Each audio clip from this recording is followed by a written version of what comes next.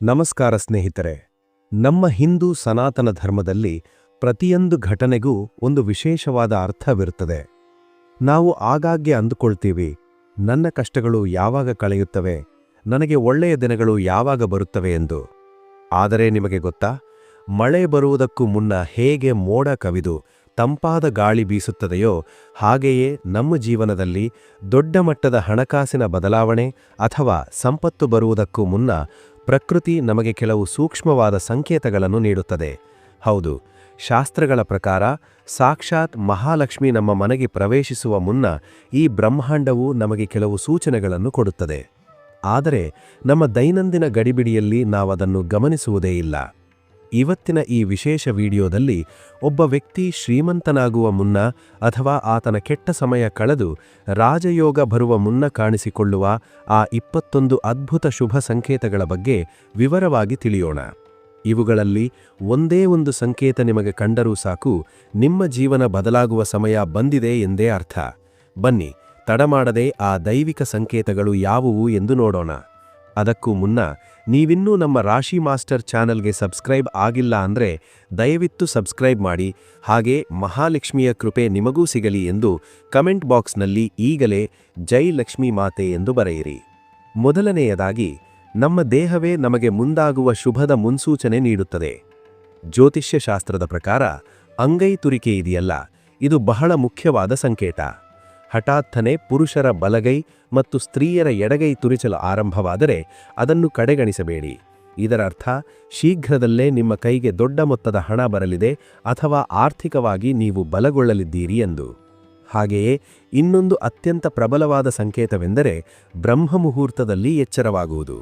ಹೌದು, ನೀವು ಅಲಾರಂ ಇಟ್ಟುಕೊಳ್ಳದಿದ್ದರೂ ಬೆಳಿಗ್ಗೆ 3 ರಿಂದ 5 ಗಂಟೆಯ ನಡುವೆ, ಅಂದರೆ ಬ್ರಹ್ಮಮುಹೂರ್ತದಲ್ಲಿ ನಿಮಗೆ ತಾನಾಗಿಯೇ ಎಚ್ಚರವಾದರೆ ಅಥವಾ ನಿದ್ದೆ ಗಣ್ಮುಚ್ಚಿ ತೆರೆಯುವಷ್ಟರಲ್ಲಿ ಮನಸ್ಸು ಪ್ರಶಾಂತವಾಗಿದ್ದರೆ ಇದು ಸಾಕ್ಷಾತ್ ದೈವಿಕ ಕೃಪೆ.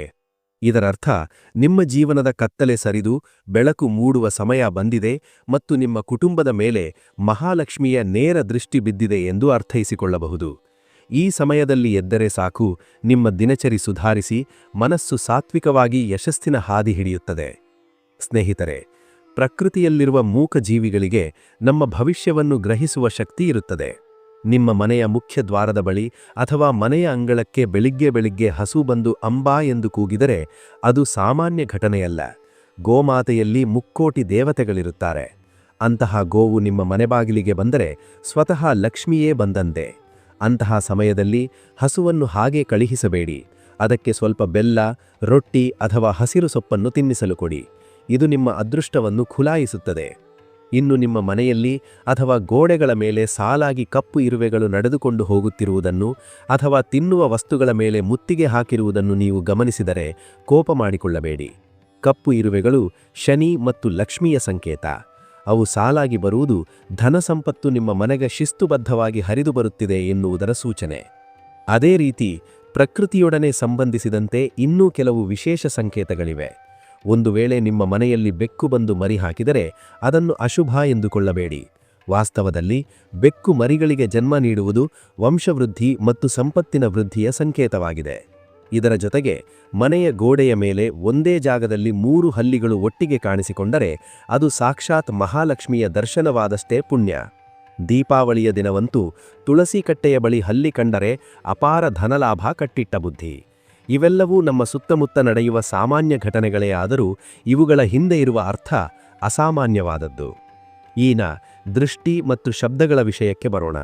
ಬೆಳಿಗ್ಗೆ ಎದ್ದ ತಕ್ಷಣ ನಿಮ್ಮ ಕಿವಿಗೆ ಶಂಖದಿನಾದ ಅಥವಾ ದೇವಸ್ಥಾನದ ಗಂಟೆಯ ಶಬ್ದ ಕೇಳಿಸಿದರೆ ಅಂದುಕೊಳ್ಳಿ, ನಿಮ್ಮ ಅದೃಷ್ಟದ ಬಾಗಿಲು ತೆರೆಯಿತು ಎಂದು. ಶಂಖವು ವಿಷ್ಣುವಿಗೆ ಪ್ರಿಯವಾದದ್ದು, ಲಕ್ಷ್ಮಿಯ ಸಹೋದರನಿದ್ದಂತೆ. ಈ ಶಬ್ದವು ನಿಮ್ಮ ಜೀವನದ ನಕಾರಾತ್ಮಕತೆಯನ್ನು ಹೋಗಲಾಡಿಸಿ ಸಕಾರಾತ್ಮಕ ಶಕ್ತಿಯನ್ನು ತುಂಬುತ್ತದೆ. ಇನ್ನು ಕನಸುಗಳ ಪ್ರಪಂಚಕ್ಕೆ ಬರುವುದಾದರೆ ಸ್ವಪ್ನಶಾಸ್ತ್ರದ ಪ್ರಕಾರ ಕೆಲವು ಕನಸುಗಳು ನಮ್ಮ ಶ್ರೀಮಂತಿಕೆಯನ್ನು ಮೊದಲೇ ಸೂಚಿಸುತ್ತವೆ. ನಿಮ್ಮ ಕನಸಿನಲ್ಲಿ ಎಂದಾದರೂ ಹಳದಿ ಅಥವಾ ಕೆಂಪು ಬಣ್ಣದ ಹೂಗಳು ರಾಶಿಯಾಗಿ ಕಂಡಿವೆಯೇ? ಅಥವಾ ನೀವು ಯಾವುದಾದರೂ ಎತ್ತರದ ಪರ್ವತವನ್ನೋ ಮೆಟ್ಟಿಲನ್ನೋ ಏರುತ್ತಿರುವಂತೆ ಕನಸು ಬಿದ್ದಿದೆಯೇ? ಇವೆಲ್ಲವೂ ಯಶಸ್ಸಿನ ಸಂಕೇತಗಳು. ಅದರಲ್ಲೂ ಮುಖ್ಯವಾಗಿ ಕನಸಿನಲ್ಲಿ ಕೆಂಪು ಸೀರೆ ಉಟ್ಟ ಸುಮಂಗಲಿ ಸ್ತ್ರೀ ಅಥವಾ ಸಾಕ್ಷಾತ್ ದೇವಿಯ ದರ್ಶನವಾದರೆ, ಅಥವಾ ಕಸಗುಡಿಸುವ ಪೊರಕೆ ಆನೆ, ಮಯೂರ, ಶಂಖ, ಬಾಳೆಹಣ್ಣು ಇವುಗಳು ಕನಸಿನಲ್ಲಿ ಬಂದರೆ ನಿಮಗೆ ಶೀಘ್ರದಲ್ಲೇ ಧನಪ್ರಾಪ್ತಿಯಾಗಲಿದೆ ಎಂದು ಅರ್ಥ. ಕೆಲವರಿಗೆ ಕನಸಿನಲ್ಲಿ ಗಿಳಿ ಕಾಣಿಸುತ್ತದೆ. ಇದೂ ಕೂಡ ಕುಬೇರನ ಕೃಪೆಯ ಸಂಕೇತ. ಕನಸಿನಲ್ಲಿ ನೀವು ದೇವಸ್ಥಾನವನ್ನು ನೋಡುವುದು ಕೇವಲ ಹಣಕಾಸಿನ ಲಾಭವಲ್ಲದೆ ಆಧ್ಯಾತ್ಮಿಕವಾಗಿಯೂ ನೀವು ಉನ್ನತ ಸ್ಥಿತಿಗೆ ಹೋಗಲಿದ್ದೀರಿ ಎಂದು ತೋರಿಸುತ್ತದೆ. ಕೆಲವೊಮ್ಮೆ ನಾವು ಮನೆಯಿಂದ ಹೊರಗೆ ಹೋದಾಗ ನಡೆಯುವ ಘಟನೆಗಳು ಕೂಡ ಶುಭ ಸೂಚನೆಯಾಗಿರುತ್ತವೆ. ಉದಾಹರಣೆಗೆ, ನೀವು ಬೆಳಿಗ್ಗೆ ಕೆಲಸಕ್ಕೆಂದು ಹೊರಡುವಾಗ ಯಾರಾದರೂ ಕಸ ಗುಡಿಸುತ್ತಿರುವುದು ಕಣ್ಣಿಗೆ ಬಿದ್ದರೆ ಅದು ತುಂಬಾ ಶುಭ. ಪೊರಕೆ ಲಕ್ಷ್ಮಿಯ ಸ್ವರೂಪ.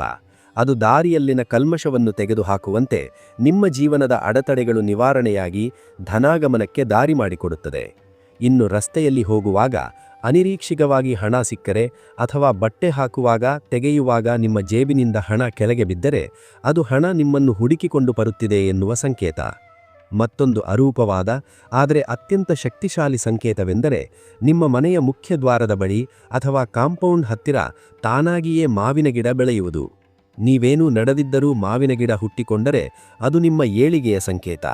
ಅದೇ ರೀತಿ ನಿಮ್ಮ ಮನೆಯ ತುಳಸಿ ಗಿಡ ಇದ್ದಕ್ಕಿದ್ದಂತೆ ಕಳೆಕಳೆಯಾಗಿ ಹಚ್ಚ ಹಸಿರಾಗಿ ಬೆಳೆಯಲು ಶುರುವಾದರೆ ಆ ಮನೆಯಲ್ಲಿ ಸುಖ, ಶಾಂತಿ ಮತ್ತು ಸಮೃದ್ಧಿ ನೆಲೆಸಲಿದೆ ಎಂದು ತಿಳಿಯಿರಿ. ಇನ್ನು ಮನೆಯ ಹೊರಗೆ ಹೋಗುವಾಗ ನಾಯಿ ಬಾಯಲ್ಲಿ ರೊಟ್ಟಿ ಅಥವಾ ಯಾವುದಾದರೂ ಸಸ್ಯಾಹಾರ ಆಹಾರವನ್ನು ಕಚ್ಚಿಕೊಂಡು ಬರುತ್ತಿರುವುದು ಕಂಡರೆ ಅದು ನಿಮಗೆ ಧನಲಾಭವಾಗುವ ಸೂಚನೆಯಾಗಿದೆ. ಅಷ್ಟೇ ಅಲ್ಲ, ನೀವು ಯಾವುದಾದರೂ ಶುಭ ಕಾರ್ಯಕ್ಕೆ ಹೋಗುವಾಗ ದಾರಿಯಲ್ಲಿ ಮಂಗಳಮುಖಿಯರು ಅಂದರೆ ಕಿನ್ನರರು ಸಿಕ್ಕರೆ ಅದು ಸಾಕ್ಷಾತ್ ದೇವಿಯ ಆಶೀರ್ವಾದ ಎಂದು ಭಾವಿಸಿ. ಅವರಿಗೆ ನಿಮ್ಮ ಕೈಯಲ್ಲಾದಷ್ಟು ಹಣ ನೀಡಿ ಅವರಿಂದ ₹1 ನಾಣ್ಯವನ್ನಾದರೂ ಆಶೀರ್ವಾದವಾಗಿ ಪಡೆದರೆ ನಿಮ್ಮ ಬೊಕ್ಕಸ ಎಂದಿಗೂ ಖಾಲಿಯಾಗುವುದಿಲ್ಲ. ಸ್ನೇಹಿತರೆ, ಕೊನೆಯದಾಗಿ ಒಂದು ಮಾತು.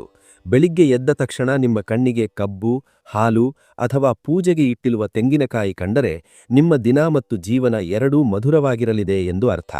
ಹಾಗೆಯೇ ಲಕ್ಷ್ಮಿಯ ವಾಹನವಾದ ಗೂಬೆ ನಿಮ್ಮ ಮನೆಯ ಅಕ್ಕಪಕ್ಕ ಕಾಣಿಸಿಕೊಂಡರೂ ಅದು ಸಿರಿ ಸಂಪತ್ತಿನ ಆಗಮನವನ್ನೇ ಸಾರುತ್ತದೆ.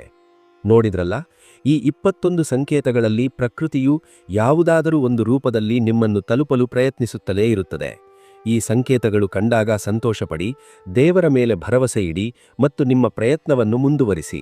ನೆನಪಿಡಿ, ದೈವಬಲದ ಜೊತೆಗೆ ನಮ್ಮ ಪರಿಶ್ರಮವೂ ಸೇರಿದರೆ ಶ್ರೀಮಂತರಾಗುವುದನ್ನು ತಡೆಯಲು ಯಾರಿಂದಲೂ ಸಾಧ್ಯವಿಲ್ಲ.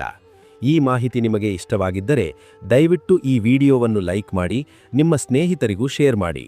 ಮುಂದಿನ ವಿಡಿಯೋದಲ್ಲಿ ಮತ್ತೊಂದು ಅದ್ಭುತ ಮಾಹಿತಿಯೊಂದಿಗೆ ಭೇಟಿಯಾಗೋಣ. ಅಲ್ಲಿಯವರೆಗೂ ಎಲ್ಲರಿಗೂ ಒಳ್ಳೆಯದಾಗಲಿ. ಜೈ ಲಕ್ಷ್ಮೀ ಮಾತೆ.